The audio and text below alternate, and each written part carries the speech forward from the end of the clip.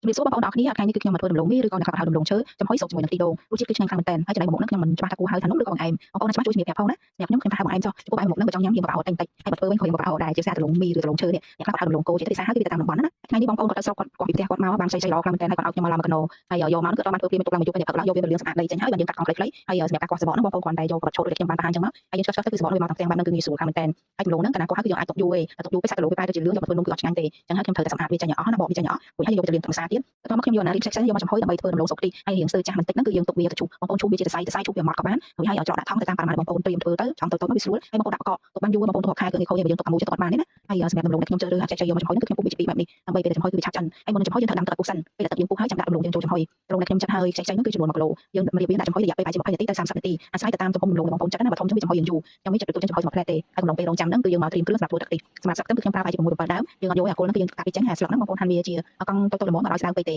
ហើយនេះគឺទឹកខ្ទិះសម្រាប់យើងត្រៀមយកទៅស្រូបនៅលើដំឡូងចំហុយរបស់យើងប្រើខ្ទិះដូងដើមចំនួន2ស្លាបព្រាបាយដាក់អំបិលមកចំ10 កាហ្វេហើយដាក់ស្លឹកខ្ទឹមបន្តិចកូរអំបិលនឹងរលាយសព្វយើងនឹងយកទឹកខ្ទិះហ្នឹងយកទៅស្រូបនៅលើដំឡូងរបស់យើងបន្ទាប់ពីចំហុយបានឆ្អិនឬក៏ចិត្តឆ្អិនក៏បានដែរសម្រាប់ខ្ញុំគឺឆ្អិនហើយព្រោះ20នាទីណាហើយអញ្ចឹងយើងយកអាខ្ទិះលាយហើយមិនស្រូបពីលើបែបនេះមកដោយសារដំឡូងខ្ញុំពុះផងចឹងវាងាយស្រួលដាក់អាខ្ទិះនៅពីលើតែវាជាប់បានល្អហើយយើងដាក់អញ្ចឹងទឹកសាច់ដំឡូងយើងគឺឈ្ងុយហើយឆ្ងាញ់វាមានរសជាតិប្រៃឡំៗបងប្អូនញ៉ាំតែក៏ឆ្ងាញ់ដែរហើយយើងបន្តចំហុយវារយៈពេល5នាទីទៀតដើម្បីឲ្យខ្ទិះហ្នឹងគឺវាឆ្អិនដំឡូងយើងគឺវាអត់ផុំណាចំហុយវាវិញទុកវាម្ល៉េះសិនយើងទៅលាយគ្រឿងធ្វើទឹកខ្ទិះគឺយើងប្រើម្សៅឆាចំនួន1ស្លាបព្រាបាយខ្លះបន្ទាប់មកយើងបន្ថែមជាមួយនឹងទឹកហ្នឹងចំនួន2ស្លាបព្រាបាយដើម្បីយើងកូរម្សៅនោះវារលាយសព្វល្អបងប្អូនដាក់2ស្លាបព្រាហើយកូរដល់លាយបងប្អូនថែម1ស្លាបព្រាទៀតទៅក៏អត់បញ្ហាទេកូរវារលាយសព្វហើយយើងចាប់តាមទៅធ្វើទឹកខ្ទិះគឺយើងប្រើខ្ទិះដូងលាយខ្ទិះដូងដើមលាយជាមួយនឹងខ្ទិះចុងចំនួនកន្លះលីត្រហើយស្ករ5ស្លាបព្រាបាយយើងវាស់វាស្មើៗល្មមអំបិលជាមួយ10កាហ្វេនេះដើម្បីយើងឆ្អិនតិចព្រោះទឹកខ្ទិះហ្នឹងគឺយើងយករសជាតិរៀងប្រៃបន្តិចណាប្រៃយើងធ្វើខ្ទិះធម្មតាសម្រាប់រសជាតិប្រៃបងប្អូនអាចបន្ថែមបន្ថយទៅតាមចំណង់ចំណូលចិត្តហើយនេះគឺជាទឹកម្សៅឆាដែលយើងលាយឲ្យបាញ់មិញមុននឹងចាក់ចូលបងប្អូនកូរវាសព្វសិនហើយចាប់ដើកូរដើការពារកុំឲ្យម្សៅហ្នឹងគឺវាកកដុំៗវាធ្វើឲ្យខ្ទិះយើងវាមើលអត់ល្អមើលណាហើយយើងកូរវារហូតដល់វាឡើងខាប់បែបនេះមករួចហើយបងប្អូនរងចាំឲ្យខ្ទិះហ្នឹងវាឡើងពុះសិនពុះសព្វបែបនេះបានម្សៅនឹងវាឆ្អិនល្អពេលដែលពុះសព្វហើយបងប្អូនអាចភ្លក់រសជាតិថែមថយទៀតណាហើយយើងបិទភ្លើងបន្ទាប់មកដាក់ទឹកខ្ទឹមចូលអត់ដាក់ទឹកខ្ទឹមពេលដែលនៅពុះខ្លាំងទេពេលពុះសខ្ទឹមយើងស្រោបខ្លាំងពេកវាអត់ឈ្ងុយចាក់វាចូលហើយកូរវាសព្វទៅគឺរួចហើយសម្រាប់ខ្ទិះរបស់យើងហើយខ្ទិះហ្នឹងបងប្អូនអាចញ៉ាំវាជាមួយនឹងនំប៉័ងក៏បានដែរនិយាយទៅរសជាតិគឺត្រូវតែម្ដងអត់អែមខ្លាំងទេហើយតែប៉ុណ្្នឹងគ្រឿងផ្សំរបស់យើងគឺរួចរាល់អស់ហើយសម្រាប់ដំឡូងមីឬដំឡូងឈើចំហុយសុកខ្ទិះរបស់ខ្ញុំសាច់ដំឡូងរបស់យើងគឺល្អខ្លាំងមែនតើ